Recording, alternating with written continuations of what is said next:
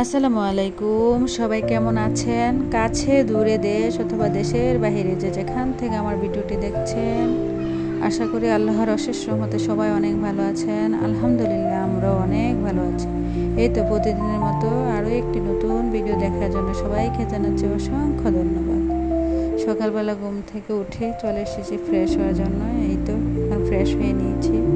এখন চলে গিয়েছিলাম কিচেনে। কালকে যেহেতু অনেকগুলো প্লেট বাটি ধোয়ার ছিল, সব কিছু এখন গুছিয়ে নিচ্ছে একে একে। আর এদিক দিয়ে রুটির পানিটাও বসিয়ে দিয়েছি। এদিক দিয়ে পানিটা বলক চলে এসেছে, তার জন্য আমি তাতে আটাটা অ্যাড করে দিচ্ছি। আমি মূলত রুটিটা এইভাবেই বানাই প্রতিনিয়ত।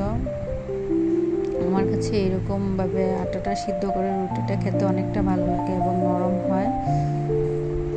তো রুটিটার পানিটা যেহেতু বলক চলে এসেছে, এখন আমি রুটি ডোটা খুব ভালোভাবে করে নেব। কি বলবো, দেশের পরিস্থিতি এতটাই খারাপ, সবাই কম বেশি জানেন। কয়েকদিন আগে যেহেতু দেশ নতুন করে স্বাধীনতা অর্জন করেছে, এরই মধ্যে চলে এসেছে আবার বন্যা মানুষকে যে কতটা ক্ষতি করতেছে। অনেক এলাকায় তো বাড়িঘর কিছুই নেই বলেন। আপনারা তো সবাই জানেন কুমিল্লা ফেনীতে এবং প্রায় কুমিল্লাতে অনেক জায়গায় অনেকটা ক্ষতিগ্রস্ত হয়েছে মানুষ। আমি যেহেতু কুমিল্লার মেয়ে এবং কুমিল্লাতেই থাকি, আমাদেরও একই অবস্থা। অনেকটা ভয়ে দিন কাটাতে হচ্ছে। ইদানিং আমাদের রাত হলে ঘুম নেই। এই যে আমার বাসার পাশেই পানি চলে এসেছে, আপনাদেরকে ভিডিওতে দেখাবো। এই তো এরই মাঝে অফ ক্যামেরায় আমি চা করে নিয়েছি এবং রুটিগুলো বেলে ছেঁকেও নিচ্ছি। যদিও আমি পারফেক্ট রাঁধুনি না, কখনো কোনো দিন বিয়ের আগে রুটি বেলতে পারতাম না। সময়ের সাথে সাথে মানুষ অনেক কিছু শিখে, এরই মাঝে সব কিছু শিখে নিয়েছি। এই তো এখন চলে এসেছি সকালে নাস্তা খাওয়ার জন্য টেবিলে। মূলত আজকে চা এবং মুরগির মাংস দিয়ে রুটিটা খেয়ে নেব। কাল যেহেতু মুরগির মাংস রান্না করেছিলাম, অনেকখানি রয়ে গিয়েছে। আমার ছেলেরা একজন প্রাইভেটে এবং একজন মাদ্রাসায় চলে গিয়েছে, ওরা 9টার দিকে আসবে। এর মাঝে আমি এবং আমার মেয়ে নাস্তাটা খেয়ে নিচ্ছি। এদিক দিয়ে আমার মেয়েকে খাইয়ে দিচ্ছি। আজ ভেবেছি অনেক দিন পরে যেহেতু রৌদ্র উঠেছে, অনেকগুলো কাপড় ধোয়ার আছে। এরই মাঝে অফ ক্যামেরাতে কাপড়গুলো ভিজিয়ে নিয়েছি। এখন এই কাপড়গুলো অফ ক্যামেরাতে আমি কেচেও নিয়েছি। আমার যেহেতু ওয়াশিং মেশিন নেই এবং কি হেল্পিং হ্যান্ডও নেই, যারা নিজের হাতে কাপড় কাচেন আপুরা নিজেরাই জানেন কতটা কষ্ট কাপড় কাচা। তবে আমার একটা ইচ্ছে আছে, আল্লাহ চাইলে যদি আমার মনের আশাটা পূরণ করে আমি একটা ওয়াশিং মেশিন নেব। আর যদিও নেই, আপনাদের সাথে তা শেয়ার করব। এই তো এরই মাঝে চলে এসেছি আমি ছাদে। আমরা যে বিল্ডিংয়ে থাকি ওটা মূলত 5তলা। আমি 5তলা ছাদে আছি এখন বর্তমানে।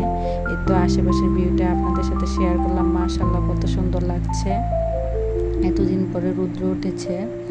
আর ক্যামেরাতে দেখিয়েও দিয়েছিলাম, দেখেছেন কিনা জানি না, আমাদের বাসার আশেপাশের বাসাগুলোতেও পানি চলে এসেছে। এরই মাঝে আমি কাপড়গুলো মেলে দিয়েছি। এখন চলে এসেছি দুপুরের রান্না বান্না করার জন্য।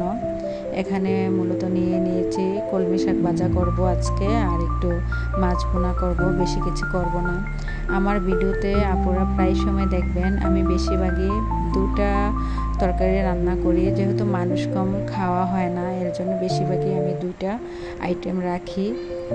এখানে মূলত পাঙ্গাস মাছ এবং তেলাপিয়া মাছ ছিল। আমার ছেলেরা পাঙ্গাস মাছ ছাড়া অন্য মাছ খেতে চায় না, কাঁটা আছে বিদায়। অন্য বড় মাছ আনলো, আমি দেখা গেছে কাঁটা বেছে দিলে তারপরে খায়, না হলে খায় না। এই তো একে একে মাছগুলো বেজে নিচ্ছি। এদিক দিয়ে অনেক কথা বলে ফেললাম। এখন যারা আমার ভিডিওটি দেখছেন প্লিজ একটি লাইক দিয়ে দেবেন। আপনাদের একটি লাইকই পারে আমার ভিডিওটি অনেকের কাছে পৌঁছে দিতে। আর যদি খুব ভালো লেগে যায় তাহলে পাশে থাকা বেল বাটনটি প্রেস করে দিবেন, যাতে করে আমি কোনো নতুন ভিডিও ছাড়ার সাথে সাথে আপনার কাছে নোটিফিকেশন চলে যায়। এই তো এরই মাঝে অনেক কাজ করে নিয়েছি। এখন মূলত শাকটা ভাজা করব। শাক ভাজা করার জন্য প্রথমে আমি কয়েকটা পেঁয়াজ কুচি এবং রসুন কুচি এবং কাঁচামরিচ দিয়ে দিয়েছি। এখন তাতে শাকটা অ্যাড করে দিলাম। এখন আমি একে একে শাকটাও ভেজে নেব। এই তো এখন আমি একে একে শাকটা ভাজা করে নিচ্ছি। আজ প্রায় 3 দিন যাবৎ আপুরা মসজিদের মাইক দিয়ে বলা হয়েছে যে আমাদের এদিকে পানি ব্রাহ্মণপাড়া টুক বুড়িচং বুড়বুড়িয়া এদিকে একটা নদীর পার নাকি যে ভেঙে গেছে, পানিটা প্রায় আমাদের কাছাকাছি চলে এসেছে। এই জন্য আমাদের মন মানসিকতা অনেকটা খারাপ। আমি যে তেমনভাবে ভিডিও করব বা শেয়ার করব ওইরকম মন মানসিকতাও এখন আমার মাঝে নেই। তারপরও কি করব, চ্যানেলের ক্ষতি হবে তাই ভিডিওটা দিচ্ছি। আমরা অনেকটা কুমিল্লাবাসী অনেকটা আতঙ্কের মধ্যে দিয়ে দিন কাটাতে হচ্ছে। এরই মাঝে এখন আমি মাছ বোনা করার জন্য পেঁয়াজ কুচিটা দিয়ে দিয়েছি। এখন পেঁয়াজ কুচি ভেজে তো এখন তাতে সব ধরনের মশলা অ্যাড করে কষিয়ে নিয়েছিলাম। এখন একে একে মাছগুলো দিয়ে দিচ্ছি। এইভাবেই আমার মূলত আমার আজকে রান্নাটা শেষ করে নেব। এই তো দেখতেই পাচ্ছেন, বাজারে গিয়েছিলাম, কোনো রকম তরকারি পাইনি, ধনে পাতাও পাইনি, কোনো তরকারি নেই। বাজারে গিয়ে দেখি চারিদিকে বন্যার কারণে দেশে ওই রকম কোনো কিছু, সব কিছু নষ্ট হয়ে গেছে। এরই মাঝে চলে এসেছি। দুপুরে রান্না করার পরে যে প্লেট বাটিগুলো ময়লা হয়েছিল এগুলো ধুয়ে নেওয়ার জন্য পরিষ্কার করে নিচ্ছি। একে একে সবগুলা ধুয়ে এখন আমি পরিষ্কার করে নেব। বন্যার পানি এবং বৃষ্টিতে অনেক ফসলও মানুষের নষ্ট হয়ে গেছে, শাক সবজি সব কিছুই নষ্ট হয়ে গেছে।